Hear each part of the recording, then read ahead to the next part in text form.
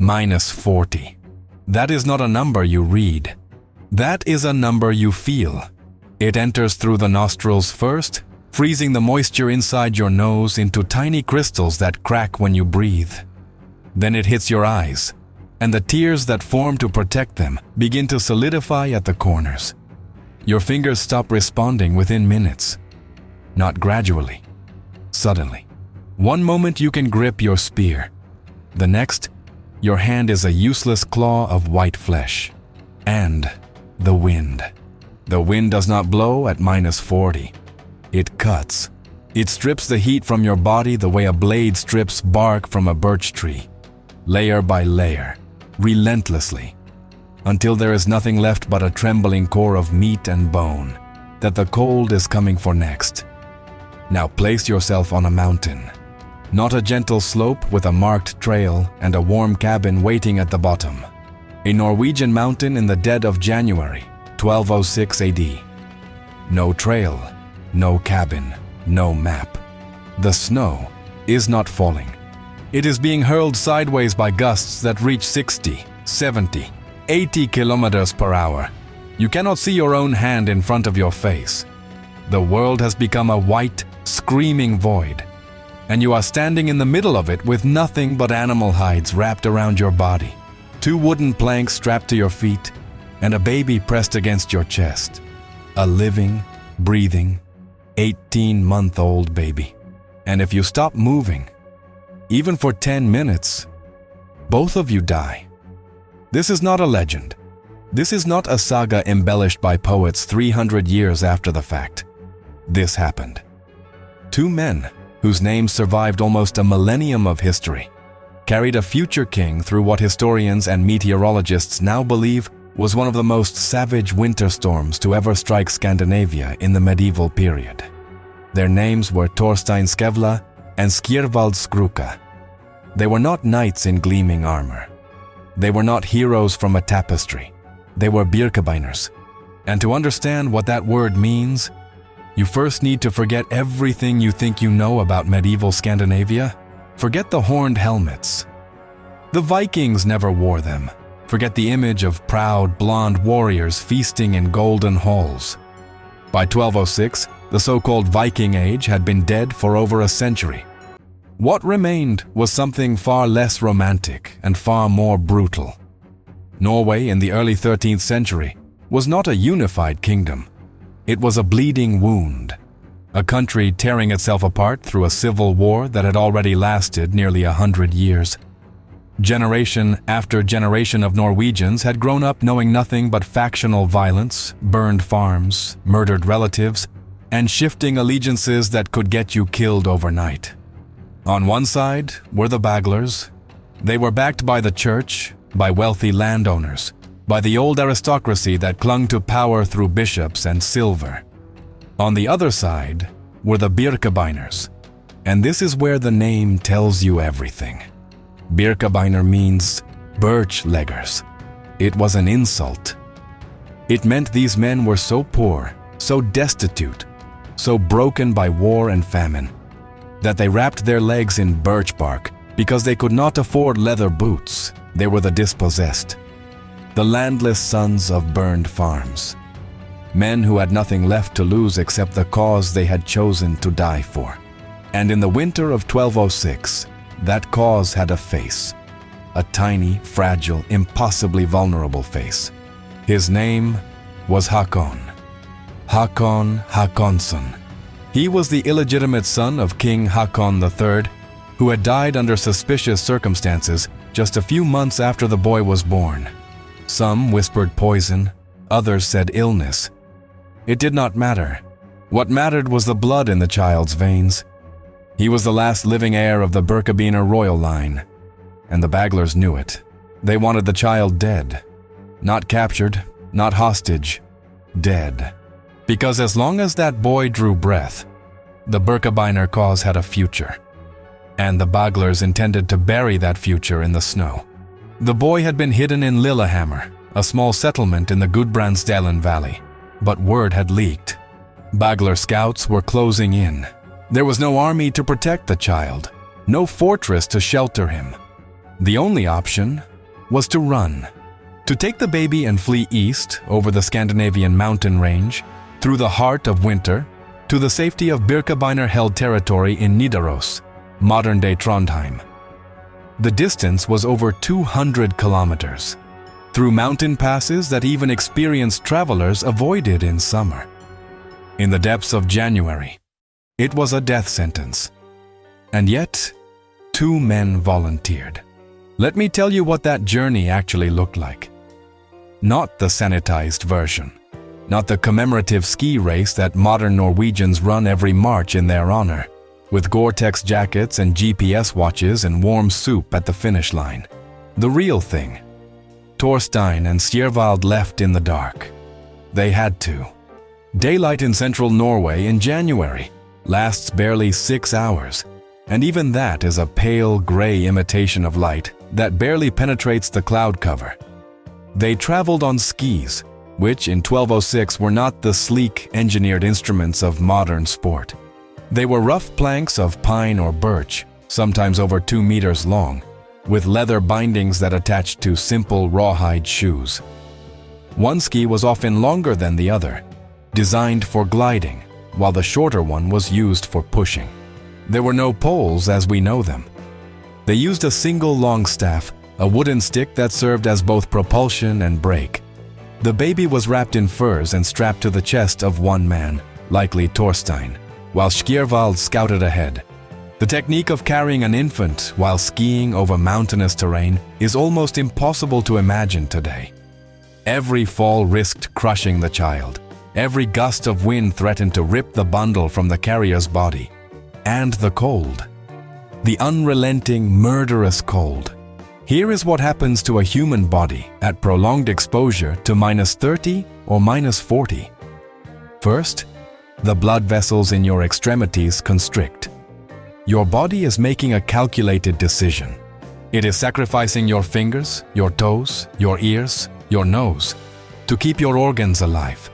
The blood retreats to your core. Your hands turn white, then blue, then black. If you survive, those blackened parts will rot and fall off within weeks. That is frostbite. But it is not what kills you. What kills you is hypothermia. When your core temperature drops below 35 degrees Celsius, you begin to shiver uncontrollably. Your muscles burn through their glycogen reserves trying to generate heat. When those reserves are depleted, the shivering stops. And that is when you are in real danger. Your heart begins to beat irregularly. Your brain starts to shut down. You become confused, disoriented. Many hypothermia victims in their final minutes experience a paradoxical sensation of warmth. They start tearing off their clothes. Rescuers often find frozen corpses half naked, surrounded by the garments they ripped away in their delirium, convinced they were burning alive. This is what Torstein and Skjervald were fighting against. Every minute, for days. And they had to keep a baby alive while doing it. An 18-month-old child has almost no ability to regulate body temperature. An infant's surface area to mass ratio means they lose heat at a rate that would terrify any modern pediatrician. The only thing keeping Haakon alive was direct body contact with his carrier. The shared warmth of skin against skin beneath layers of animal hide. If the wrapping loosened, if the wind found a gap, if the carrier fell and was unable to get up for even a few minutes, the child would die, silently, quickly, without a sound. The route they took is debated by historians, but the consensus places them crossing the Østerdalen mountain range somewhere near what is now the Rondane Massif. If you have never seen this landscape, imagine a vast, treeless plateau of white nothingness.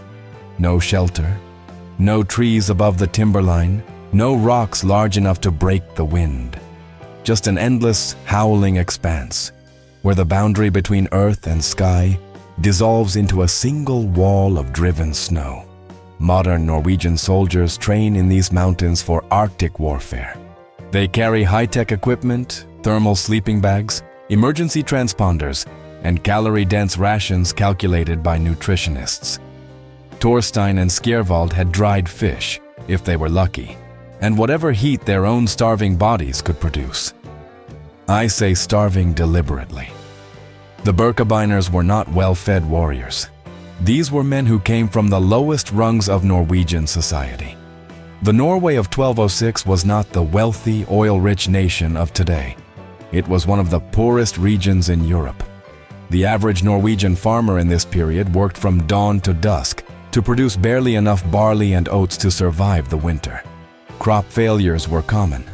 The Little Ice Age had not yet fully arrived, but temperatures were already dropping across northern Europe, shortening growing seasons and making harvests unpredictable. A bad year meant famine, and there had been many bad years. The caloric intake of a 13th century Norwegian peasant or low-ranking warrior has been estimated by food historians at somewhere between 1,500 and 2,000 calories per day during winter, when stored provisions were rationed carefully. A modern cross-country skier racing over mountainous terrain burns approximately 600 to 800 calories per hour. Do the math. Torstein and Skjervald were operating at a massive caloric deficit from the moment they left Lillehammer. Their bodies were consuming themselves, muscle tissue breaking down to fuel movement, fat reserves, what little they had, burning away hour by hour, and still they pushed forward. If you have ever wondered what separates a historical event from a legend, it is this. Legends are comfortable. They have clean arcs and noble speeches and moments of triumph scored by invisible orchestras. History is a man vomiting from exhaustion in the snow at 3 a.m, unable to see, unable to feel his feet, holding a screaming baby to his chest, and forcing himself to stand up and keep moving. Because if he does not, a civil war will be lost, and a bloodline will be extinguished, and everything his dead friends fought for will mean nothing. That is not legend. That is Tuesday in a war zone.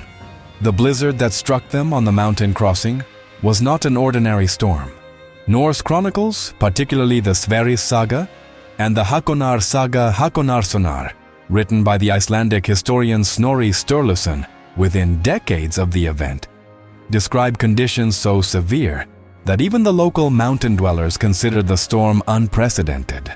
Modern climatological reconstructions using ice core data from Greenland and tree ring analysis from Scandinavia suggest that the winter of 1205-1206 was among the harshest in the medieval period for the North Atlantic region. A deep trough of Arctic air had settled over Scandinavia, driven by what we would now recognize as a persistent negative phase of the North Atlantic Oscillation, a climatic pattern that pushes bitterly cold air masses south and locks them in place for weeks. In plain language, it was the kind of cold that kills livestock in their barns, freezes rivers solid enough to walk on within days, and turns exposed human flesh to ice in under 10 minutes. Torstein and Skjervald skied through this, with a baby. If you are watching this and that sentence does not hit you in the chest, pause for a moment and truly consider what it means. Consider standing outside your home right now, in whatever you are wearing, and imagine the temperature dropping 50 degrees below what it is. Imagine the wind picking up until you cannot stand straight. Imagine you cannot go back inside. Imagine you have been moving for 12 hours and you have not eaten since yesterday. Now imagine someone places a toddler in your arms and tells you that this child is the only thing standing between your people and annihilation, and you have another 100 kilometers to go. There is a reason the Norwegians never forgot this story. The medieval Norse world was defined by a concept they called drengskap. There is no perfect English translation. It is a combination of courage, honor, loyalty, and a particular kind of stubborn, almost irrational commitment to doing what is right, even when every rational calculation tells you to quit. Drengskap is not heroism in the Hollywood sense. It is not the dramatic last stand with swelling music. It is the quiet, grinding decision to take one more step, and then one more, and then one more, when your body is screaming at you to stop. This is what those two men embodied on that mountain. They did not give speeches. They did not rally troops. They wrapped a baby in fur and they skied through hell. If this story is changing the way you think about medieval Scandinavia, if you are starting to see past the mythology and into the raw, human truth of what people endured in these centuries, take a moment to hit that subscribe button. Not for an algorithm, because stories like this deserve to be remembered by more than a ski race. Now, let us talk about what happened after. The sources disagree on exactly how many days the crossing took. Some accounts suggest 2 days, others suggest 3. Given the distance, the terrain, the weather, and the physical condition of the men, modern historians lean toward a crossing that took at least 2 to 3 days, with possible brief stops in whatever natural shelter they could find. A depression in the snow, the lee side of a ridge, perhaps a crude snow cave dug with bare hands, and the desperation of men who know that sleep means death. They emerged from the mountains alive, all 3 of them, Torstein, Skjervald, and the baby. Haakon Haakonsson did not just survive that crossing. He survived his entire childhood, which in 13th century Norway was itself a remarkable achievement. Infant mortality rates in medieval Scandinavia hovered around 30 to 50%.